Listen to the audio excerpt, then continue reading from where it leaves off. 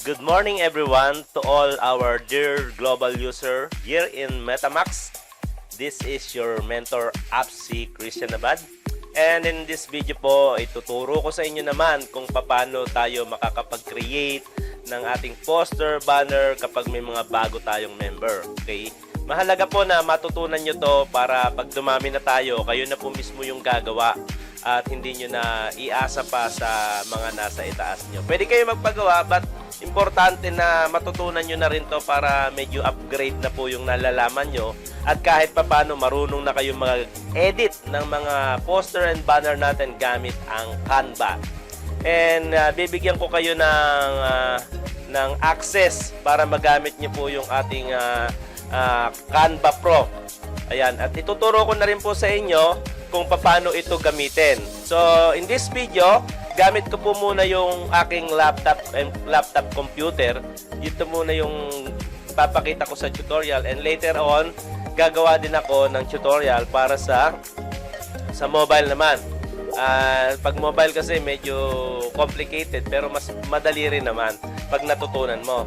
And dito po, ito po muna, laptop po muna ang gagamitin natin. And sa simula po, pagka nakita nyo na po yung format, ito po yung format natin.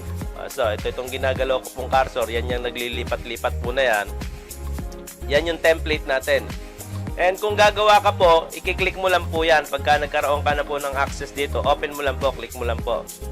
So, dito po, gamit po natin yung ating template dito po sa laptop ko po. Okay?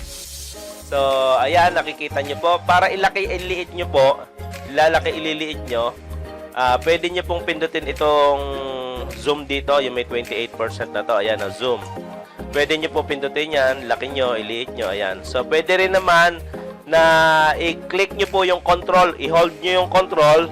Yan, so habang naka-hold po yung control nyo, ang pipindutin nyo naman po sa mouse yung scroll, yung merong diba may button dito na may scroll, i-scroll nyo forward. Ayan, so scroll mo forward, lalaki po siya. Tapos scroll backward mo naman, liliit po siya. Okay, ganun po ha, yun po yung isang shortcut. I-hold mo yung control habang naka-control ka, zoom in mo. So example po, meron ka pong gagawa ng template. May gagawin ka ng template and kailangan mo one star package lang naman ang binili po niya.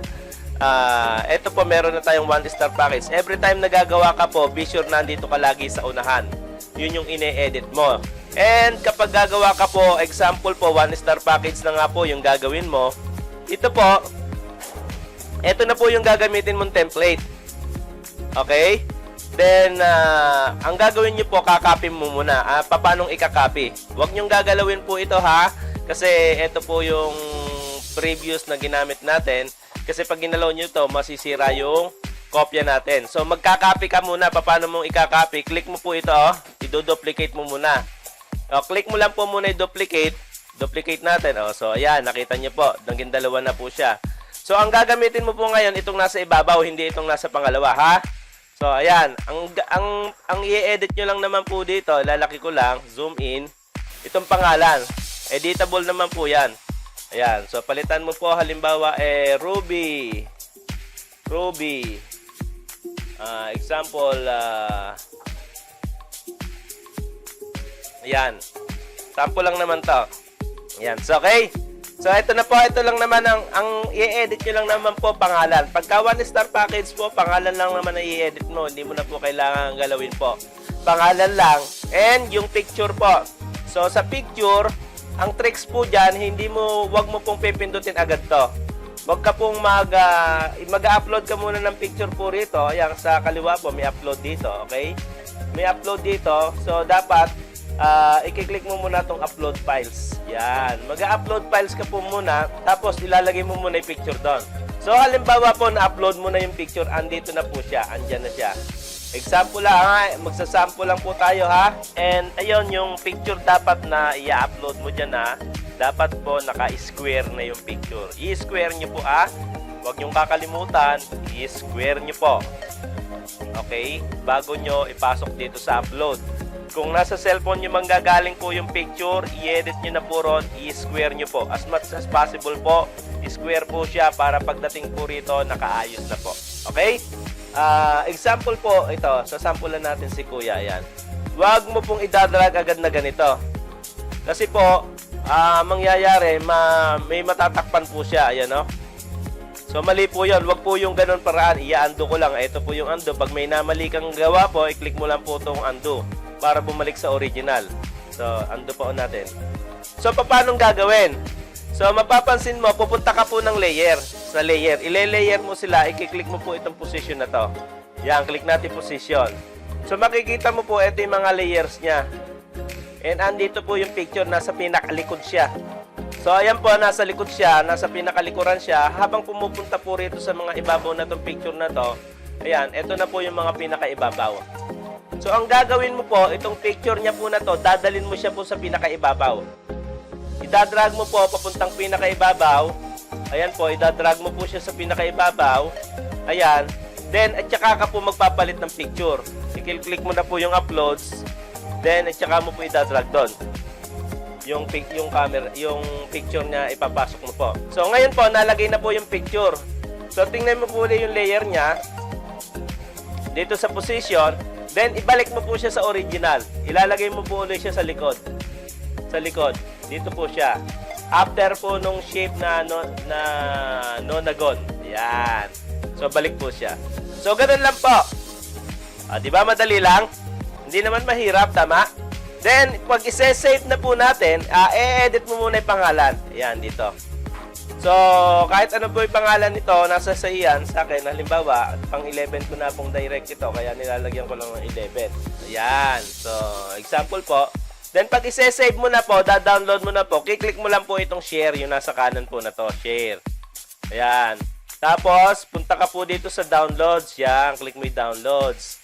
Then, gusto ko po naka-transparent yung background niya. Itong puti na to, hindi siya nakikita pagka na-download mo na yung picture. Tapos, itong all page na to, kasi 13 na po yung picture, hindi mo po kailangan i-download po lahat ng picture.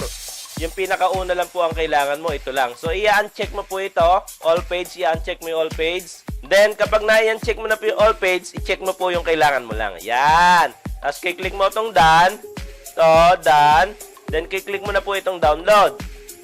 So, ayan po, nagda-download na siya. So, ganun lang po siya kadali. Okay, so, i-check po natin yung finals natin, yung finals na itsura po nun. Lagay po muna natin dito sa picture. Ayan. So, open natin. Tingnan natin. So, ito na po siya. So, tiyara, nakita nyo po yung itsura, di ba? So, ganun lang po ang pag-e-edit. At paano naman pagka 2-star package? So, example po, pagka 2-star package naman yung gagawin nyo, hanap ka lang po ng 2 rito. Dito, ito po, nakita nyo may 2 rito. Para hindi ka na po mag-e-edit. Ito yung 2-star package natin. Ang gagawin mo po dito sa 2-star package nito, ito po yung i-duplicate mo. Duplicate mo lang. Click mo itong duplicate na to. Ayan, so naging dalawa na po sila. Ngayon po, itong gagamitin mo yung nasa taas. Dalhin mo siya sa pinakaibabaw kasi nasa page 3 siya, oh. Page 3 siya, click mo lang po itong move up. Move up. Move up mo uli. So, ngayon po, nasa ibabaw na siya. So, ito na po ngayon yung i-edit mo. Okay. So, parehas lang po ng procedure. Edit mo lang po muna yung pangalan. Click mo lang po itong pangalan. Tapos, may edit mo na po yan. So, kung anong gusto mong pangalan na ilagay. Okay, ganun po, And, paano papalitan uli yung picture? Punta ka uli sa layer po, position ka, tapos yung picture po, ilagay mo sa pinakaibabaw. Ayan, nasa ibabaw na po siya. And then, at saka mo i-drag yung picture ngayon. Mapapalitan na po siya. Then, pag napalitan na po, balik ka uli sa position, ilagay mo na po uli sa likod, sa pinakailalim, yung picture niya, para maging gano'n na po siya uli. Okay, nadali lang po ba? So, paano uli download? Click mo ang share. Click mo po ang download.